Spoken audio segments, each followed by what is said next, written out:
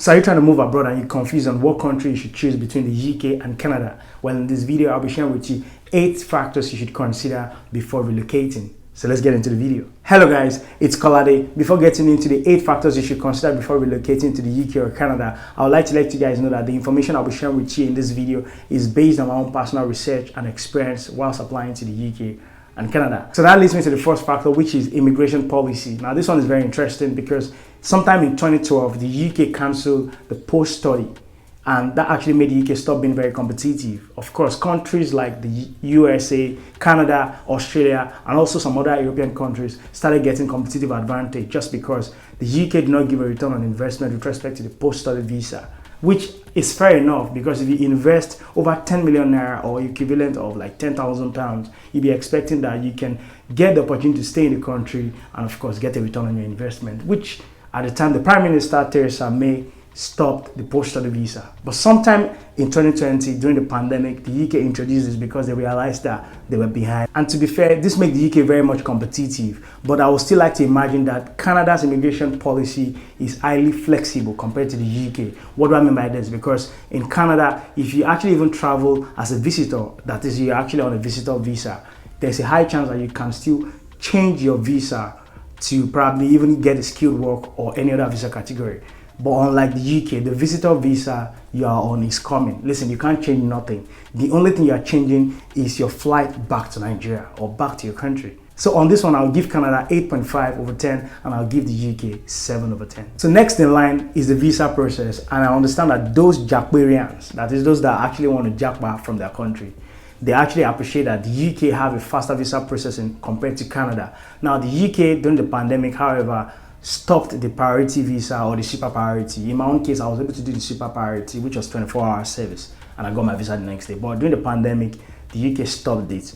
But you can still compare this to Canada. Now, Canada takes very long, especially if you're actually applying from Nigeria. I mean, if you actually impregnate a lady, you can actually deliver your baby before your visa is ready with respect to Canada. Now, so you need to be very patient for Canada. Some people, in their own case, they even took 2 weeks, they took shorter period. But overall, Canada visa process with respect to traveling for studies, you would usually take about 5-6 months compared to the UK where you would decently take something like over 6 to 8 weeks average. So on this one, I'll give the UK 9 over 10 and I'll give Canada 7 over 10. So next factor to consider is studies, and we'll be considering the cost, requirement to study in each of these countries, and also the duration. When I was actually doing my personal research, I actually realized that the UK have a favorable study condition with respect to the period. Now, you would usually do an average UK master's is 1 year compared to Canada where you can actually do it for 18 months or even 2 years, which is actually something to discuss. But in my own case, I prefer the UK for the study duration because it's just shorter and that leads to the cost. Because the longer your program, the more cost you spend. In the UK, you do it fast and you move on. It's as simple as that compared to Canada. Now, the requirement is where it gets even more competitive. In Canada, when I was actually applying to a few schools here and there, you have to actually even do IELTS. You have to have decent academic achievement with respect to your BSc. You should have at least a 2-1. Many Canadian universities require a 2-1. Now, of course, some UK universities also require 2-1, but you will still see some UK universities that also give you opportunity even if you have a 2-2 or a 3rd class. So with respect to the academic requirement, I think the UK is more flexible. So on the study part, I'll be rating the UK 9 over 10 and I'll rate Canada something around 7.5 over 10. So next in line is the taxes. Now, living in the UK for a fact shows me that you would always pay tax for most likely everything you actually do. I mean, I remember one of my brothers actually coming from Canada and I was just laughing because he was surprised that we had to pay tax on almost everything. I mean, you pay TV license, you pay council tax, you pay taxes on driving a car. Listen, I mean, it's almost like if you sneeze, you will pay tax. I mean, it's crazy. In the UK, the maximum tax you get to pay is 45%. You'll be earning something around over 100,000 pounds. Unlike Canada, where the maximum pay is 33% of your income, which is decent, and you'll be earning a lot of money for you to get to that part. Yeah, I understand in the UK as a student, if you work within the required hours, you shouldn't earn more than £10,570, which means you probably won't get taxed. But let's be fair, there's a high chance you earn more than that. because it depends on your pay rates. So overall, the UK tax system is not favorable compared to Canada. And this one, if you're not careful, I believe the UK tax system is designed in a way that you are not actually even going to be wealthy. What do I mean by this? Statistics shows that an average person in the UK earns around £14,000. And the required average living in the UK is you need to earn £30,000. So let's be fair. How many opportunities would you get that will give you £30,000 after tax? Now, even before tax, your money still gets behind. At the end of the day, you're on your own. So I'll rate the UK on this one 6/10, and I'll rate Canada 8/10. So next in line is the weather. I'll tell you for a fact now, I cannot live in Canada. No chance. I mean, I was speaking to someone actually in Canada. He actually even posted it on his story, and I was seeing minus 33%. I mean, really? How can you survive minus 33%? Harsh. Here in the UK, in Huddersfield, sometime around December, it was around 3 degrees, and I was like, oof, it's cold. I mean, I get it. I live in France, and of course, France is very cold. I live in the southern part of France, and it was crazy. I got into the UK. I mean, I was chilling, but I tell you for a fact, I cannot survive in Canada. Many people always be like, oh, relocate to Canada, Quality. You seem like you have the shut up. I'm not going to Canada. I can't survive. Now you travel. So, man, I can't do it. I'll give you for a fact, I love the UK. I'm even hearing that summer in Canada, they're still cold. Nah, I can't do it, bro. No. I don't know about tomorrow, but right now, I can't live in Canada. Listen, let me drink to this one. I can't live in Canada. So on this one, I'll rate the UK 9/10. I'll rate Canada 4/10 with respect to the weather. Yeah. Next in line is the permanent resident and ILR, which is indefinite leave to remain. Now, if you live in the UK and work as a skilled worker for about 5 years, you would automatically qualify to apply for indefinite leave to remain, which is ILR.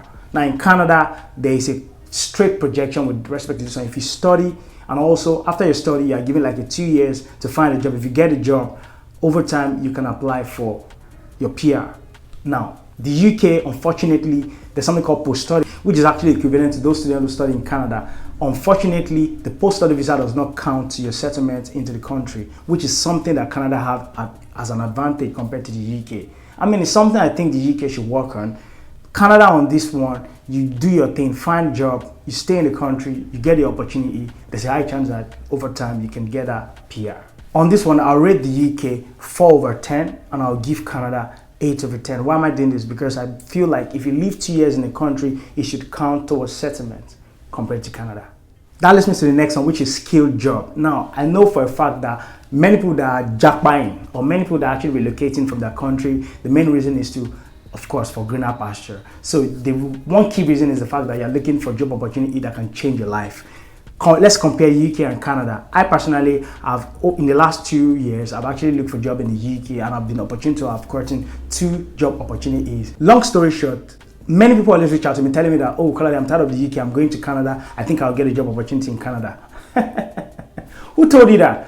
Listen, at the end of the day, if you don't understand the right strategy that can give you competitive advantage in this very competitive market, you ain't getting nothing even in heaven.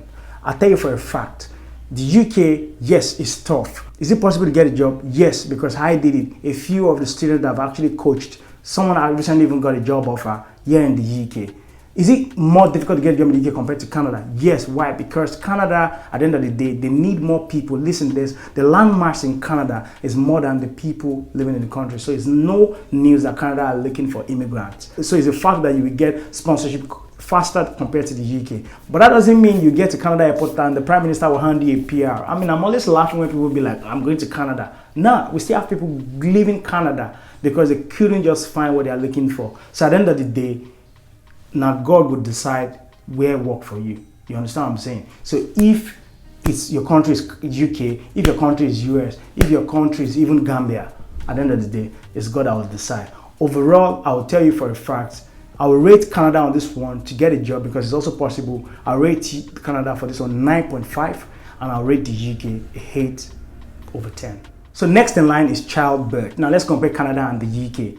Let's talk about Canada. If you live in Canada, or even if you study in Canada and you're actually pregnant, you can actually give birth in Canada, and your child will become a citizen, which I actually find very interesting. Imagine you have a wife, she's pregnant, she gives birth in Canada. Before your child actually even leaves the hospital, the child will get a Canadian passport, which is crazy. I mean, and at the end of the day, they will even be paying the child.